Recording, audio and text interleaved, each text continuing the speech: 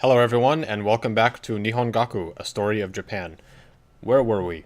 We were right at the end of the Muromachi period. Actually, we had just ended that. And what begins next is the rather short but incredibly complicated Azuchi-Momoya period from 1573 to year 1600, which we will talk about as soon as we get our bearings again and what's actually happening in this game. We clicked on the upgrade unit promotion for the Galeas, or whatever that is, and it brought us to... Oh, it's right here. What? Oh, yeah. Wait, what's going on here? Oh, there's a Galeas in Tokyo. Whoops. Did not notice that. I'm gonna go for bombardment, since we're gonna need... Oh, well, I mean, either one would be... They'd probably be equally helpful, but for now, bombardment's good. A bunch of guys need upgrades. Let's see. Let's go targeting one for you. Probably going to forget which one has which, but it doesn't matter. And you can go right there. Just wall off the Chinese from leaving. Actually, it's kind of funny. I've already done that. They can't get out of the Korean Sea here, or whatever this is called. I think it's the Korean Sea. Alright, Tokyo. What are you going to build now? Do you have all your defensive things? You do. What should they need? Let's go bank. Do we need a bank? I'm not sure if we need a bank. Let's see. Windmill could be advantageous. Let's do windmill. Osaka.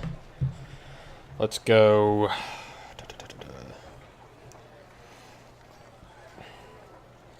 Let's go armory, since we're probably going to be building a lot of ships in Osaka. We're going to be building a lot of ships everywhere, actually. Let's put these Galeases both here.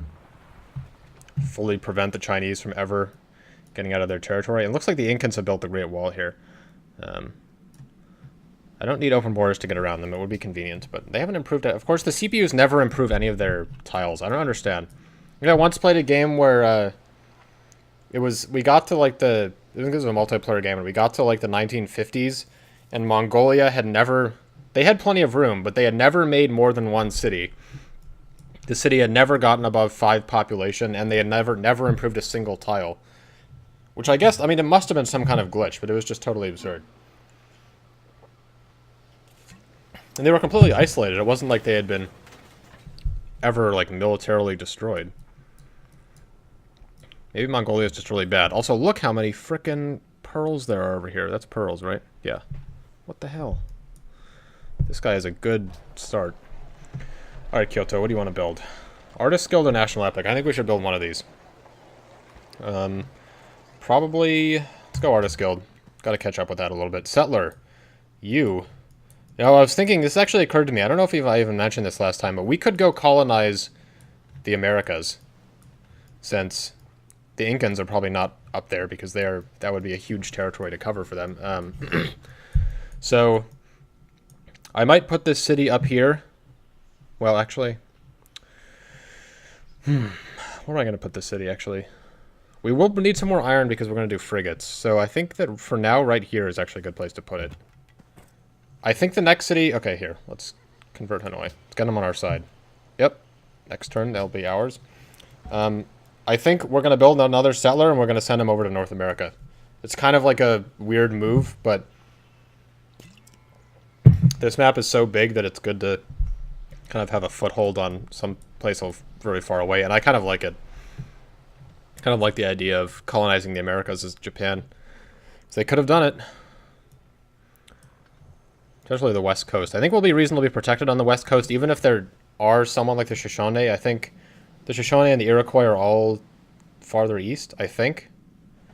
I don't remember what other Native Americans are in this. I know there's at least one. Okay. Annoying samurai up there. I'm probably going to want to send a fighter up here to deal with barbarians in case the settler runs into any. Let's see. Worker, make a mine. Come on. Fucking Hinduism. Oh, they got their... What, did we... We didn't even get it. Oh, that's incredibly annoying. Alright, we're probably not going to get that. That's crippling. We're just going to have to buy Hanoi off. It's goddamn India. Said he was my friend. He's not going to let me have them. Oh, I should be talking about history. Completely forgot that's the whole point of this thing. Okay, yeah, so this is in 1573, the Azuchi-Momoya period began. And this is the... Did we get it? Yes, we got it. He didn't convert. I don't know what he was doing. This is the final period of the... This is the final phase of the Sengoku period, the Warring States period, which has been lasting since the Ashikaga shogunate fell in the mid-15th century, I think? Yeah. Which we talked about last video. Uffizi, don't care. And in this period, this is a period of mainly of Oda Nobunaga, I think, whom we talked about last video, moving his armies around, trying to unite Japan diplomatically, but mostly militarily. Yes, fine. How far are you in terms of tech? How far are we in terms of tech? We're doing fine. Wu Zetian, not surprising. I think the CPUs always say that. I think they're like technically always spying on us if they're like we're right next to them, or they're always plotting against us. So it doesn't really matter. It doesn't actually mean they're going to attack us anytime soon. Although they might, so we should continue making units anyway. In 1573, actually, so should have mentioned this at the beginning of the video. Oda was basically on the brink of defeat at the hands of his enemies. He had a lot of enemies. A lot of daimyo did not like his consolidation of power. He was at the brink of defeat at the hands of probably the most powerful daimyo other than Oda himself, who was Takeda Shingen. But right before Takeda Shingen was going to move in his army to crush Oda, I'm going to stop saying his whole name, Oda, for the last time, Shingen died. People still don't know how it happened. There's like myths ranging from that a rogue sniper killed him to an assassin poisoned him or something to he just died of stomach cancer. It's weird that it's so unknown since it wasn't that long ago, but doesn't matter because he died and his army basically fell. They had no leader and Oda was saved. And that was really the turning point. And at that point, he basically began to win in his conquest. Fucking Americas are so goddamn big. And during this period, he was persecuting a lot of Buddhists because Buddhists had been one of the, I don't know why, but Buddhists had been one of the main anti-Oda Nobunaga proponents. What are we going to build in Kyoto? Windmill, possibly, just to speed along all building production. Yeah, pikemen, camp. Yes, go in, screw over China. Perfect. Let's apply pressure on these guys navally. They're not going to like the fact that I'm right next to their borders, but screw it. Anyone want a trade route? Oh yeah, Kuala Lumpur wants a trade route. Let's send this to them. Yeah, gets us almost the most money. We don't need to be giving the Chinese money, so yeah, Kuala Lumpur's perfect. Just stay here, you damn boats. And one of the, oh shit, okay, let's see. Let's try to avoid this guy. Not sure how we're going to do that. We're probably going to have to move this guy. Oh, wait, I need to move this samurai. I'm probably going to move him up here and then try to get him across the strait as soon as possible. One of the reasons that Oda was so successful, other than Shingen dying, was that he had quickly adopted the new technology of gunpowder and used arquebuses, which were like the original muskets. Yeah, that's fine. Against his enemies who had samurai cavalry. His enemies used samurai cavalry, which were incredibly powerful and successful military units, or at least had been, but with the introduction of guns, got kind of destroyed by Oda. This period is very complicated, so it's kind of hard to keep track of everything, but I'm trying to do my best. I'm not going to help these guys with their pikemen problem. They can deal with that themselves. I would like to upgrade my units, though. These guys, I mean. We need more archers. Okay, so Audacity just crashed. Hopefully this remains relatively seamless. I just had to... I recorded like 5 or 10 turns in advance and then realized that it crashed, so I'm just going back a little bit and re-recording. But where were we? We have encountered... Look at this incredible... Just the incredible number of Chinese ships up here. This is really absurd. Let's see. Oh, we gotta upgrade these guys. Composite bowman. Upgrade. Okay, there. I'm not gonna help the Chinese with that pikeman problem. You keep going up here. Getting down this way. And we should be able to kill this guy in one hit, hopefully. Yes. Perfect. So many people to deal with. God damn it. Okay. So where were we historically? 1605... We're like 15 years ahead, or 20 years ahead. So Oda Nobunaga died in 1582 after being attacked by one of his own, no open borders, one of his own men who were disaffected with his rule. He was on his way to assist his ally Toyotomi Hideyoshi, who was another powerful daimyo. And Oda's son had also died at some point, so he had no heirs when he died. And most of his power passed to his friend Hideyoshi, who continued along the path of uniting Japan both with military and diplomacy. Let's see. We passed Cape Horn, and we have coal. Perfect, and the coal's already even under the mine, so that's excellent. So we're going to switch to factories. Exit out the windmill, I know. We spent a lot of turns on that, but who cares? Also, Kyoto is still on production focus. We're going to put him on default. Tokyo is going to be factory. Cancel at the windmill. Production focus is fine. And Osaka. Factory is 19 turns, so you're going to need to be 14. You're going to need to be on production focus. Actually, we can finish this armory first because Tokyo is going to take 15 turns anyway. What are we going to do next?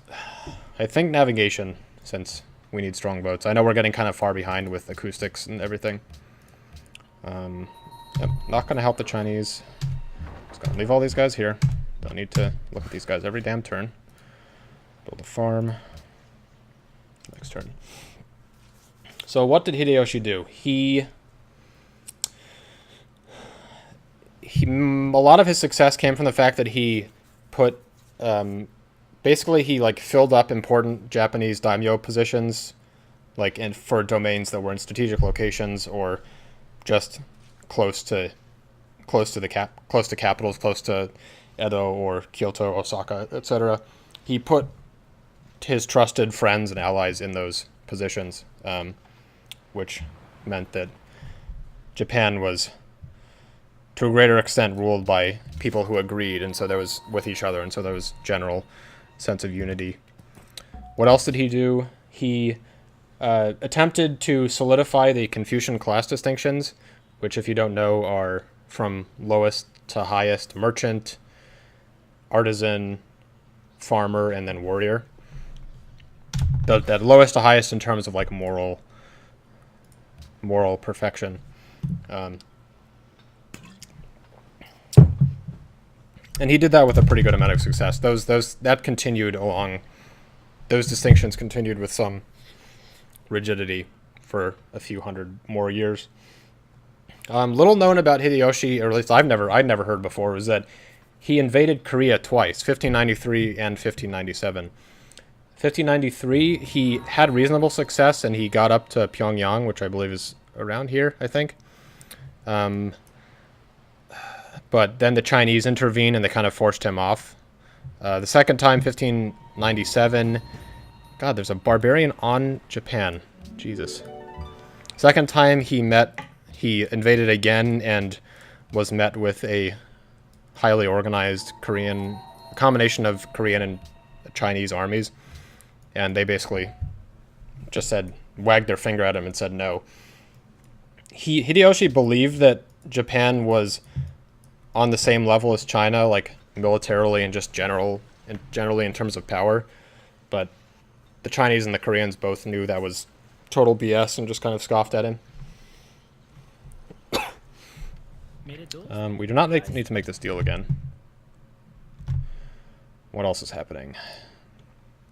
Oh, we're down in 1620 now, so we should slow down. Okay, in 1600, Hideyoshi was on his deathbed and tried to... I think he was on his deathbed. Around this time. He was trying to divide up the realm amongst trusted people just so he could pass on his legacy. And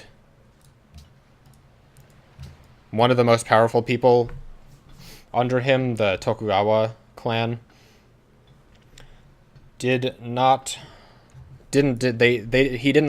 the Tokugawa clan led by Tokugawa Ieyasu did not like that at all. He was Oda Nobunaga's, after Hideyoshi died, he was Oda Nobunaga's last surviving ally, and Tokugawa Ieyasu did not want Oda's legacy to be divided up. So he basically took up arms and fought against Hideyoshi, or Toyotomi, which was Hideyoshi's family, loyalists. And this culminated in the Battle of Sekigahara in the year 1600, in which Ieyasu was heavily outnumbered, I think something like 75,000 to 120,000. But he both had arquebuses. He had a lot of arquebuses, which, as I think I mentioned before, are the original musket guns. And he had also, beforehand, he had promised a lot of land to the enemy Toyotomi leaders if they either neglected the battle or... Oh, I can upgrade these guys again? I don't think so. Not quite yet. I don't want to spend all my money. Or they switched to his side. And Tokugawa Ieyasu was successful. He did defeat the enemies, and he successfully gave land to all the people he had promised, generally once again creating a powerful unity on the kind of top-down level. Let's see. Let's look at see what's actually going on in this game. Okay, so we have a settler here. That's good. That'll give us a lot of iron. You can, for now, just probably make walls, just because you're out here in the middle of nowhere. Let's explore with this samurai. Oh, look, more iron up there. Perfect. To get frigates soon. Legend also has it that the famous... I should not be progressing in this game because there's so much to talk about. The famous samurai Musashi actually participated in the Battle of Sekigahara. Musashi would have only been 16 at this point, and there's no proof that he actually did. Even in his writings, he didn't mention it. Musashi's writings, that is. But some people still believe he did. And there are, writings of soldiers that quote-unquote confirm this, although who knows. Let's see. I want to see if there's anyone in the... I want to see if there's anyone in the American East. I actually don't know if this part got cut off, so excuse me if I'm repeating myself, but I think it would be fun and interesting to try to colonize America with quote-unquote colonize. There's no colonialism in this game, but settle at least one city in North America as Japan. It's just kind of funny. It's now 1635. We're getting way ahead of ourselves. I keep hitting next turn, but the Azuchi-Momoya period ended in the year 1600, and there's a rather famous little analogy that regards it that you may or may not have heard of before. It's the rice cake analogy. It goes... Oda Nobunaga pounded the rice cake. Toyotomi Hideyoshi kneaded the rice cake into its shape. And then, at last, Tokugawa Ieyasu sat down and ate the rice cake. And the rice cake in this analogy is equal to basically to the Japanese people, in the sense that these three leaders were primarily responsible for creating pounding into shape and kneading into shape and consuming the basically like formed united Japanese polity, the true kokutai. Which I like the analogy. I think it's kind of funny. I don't really know exactly what it means that Ieyasu ate it. But whatever. Okay. Treasure fleets or navigation school? I think navigation school. As much as we would like money, we already have a lot of money. And I was hoping we were going to get like Matthew Perry or something. Maybe we'll get him later.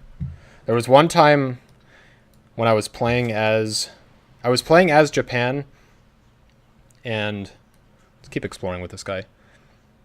I was going to attack America, and right when I was about to do that, I got the Great Admiral Matthew Perry, and I think it was in the 19th century as well. And so I attacked America with a fleet led by Matthew Perry, which is pretty funny. If you don't get that, we will talk about that in a little over 200 years, game years, that is. Satsuma, what do you want? Let's see. Maybe a granary, since you're it's not going to be that... Oh, that's Satsuma. I was thinking of... What's our fifth city? Kagoshima. I'm actually not sure where Kagoshima is on the map in real life. Satsuma, you do not need a granary. Let's go university. Now 1640. I'm just going to catch us up to 1640 and then probably end this video. In 1600 was the end of the Azuchi-Momoya period. After that, Tokugawa Ieyasu, I'm just going to call him Ieyasu from now on, continued to unite Japan as Hideyoshi and Oda had both done. In 1603, he was formally recognized as the shogun of Japan, first shogun since the fall of the Ashikaga shogunate a long time beforehand. He continued to consolidate the government, centralized, basically created a centralized feudal government. I know Japan had been feudal beforehand, but this was much more central. Kind of everyone had to respond to basically the one leader who was the shogun. The emperor in this period basically had no power. He was almost entirely a figurehead. You finished a farm here? I don't see the farm. Who needs improve? Oh, we need to... Oh, God, they killed my... This is an academy, right? That's tragic. This is not the Japanese city of Kyoto. Yes, okay. Let's see. The first 30 years of the...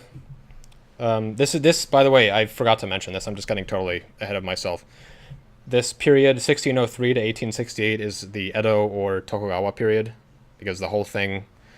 During the whole period, the Tokugawa Bakufu, or the shogunate, was reigning supreme. First 30 years, Japan still traded with outsiders. Let's see. Japan, Spain. Oh, look, Zulu settler. Wait, is this is South America? Jesus. Portugal and Spain and all those other guys were still here. Let's go here. Continue up this way into Siberia. All right, no more. I'm not hitting next turn anymore. Just not going to do it. Let's see. Christian around in the 1610s, there were some daimyo in Kyushu, which is the southwestern area here, who were becoming Christian, and the Tokugawa shogunate saw Christianity as a huge destabilizing factor in Japanese politics. And so they basically set out on a quest to completely eradicate Christianity. Various things happened, culminating with an event in 1629 in which thousands upon thousands of Christians were executed at the hands of the shogun. In 1636, during the 1620s, all European powers but the Dutch had been kicked out of Japan permanently. They could no longer trade because they were just seen as too Christian. This is mainly the Spanish and the Portuguese. In 1636, the Dutch were restricted to just at this point, the only trading city allowed in Japan was Nagasaki for anyone, even the Chinese. And in 1636, the Dutch were restricted to the Isle of Dejima, which was a man-made island outside of Nagasaki, so they could not even set foot on actual Japanese soil. And in 1637, the Shimabara Rebellion occurred mainly in Kyushu, possibly even mainly in Nagasaki. And these were Christian rebels who were responding to the oppression of Christians.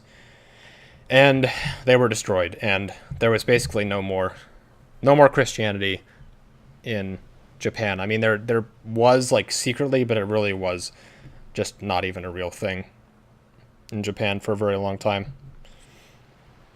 And that basically concludes the video. This is a very complicated and strife-ridden period, and combined with the damn Audacity crashing halfway through, it's kind of turned this video into a little bit of a nightmare, but I hope you enjoyed nonetheless. I'm glad we got factories and are well on our way to improving our lot in the world. And I look forward to seeing you guys next time. Bye-bye.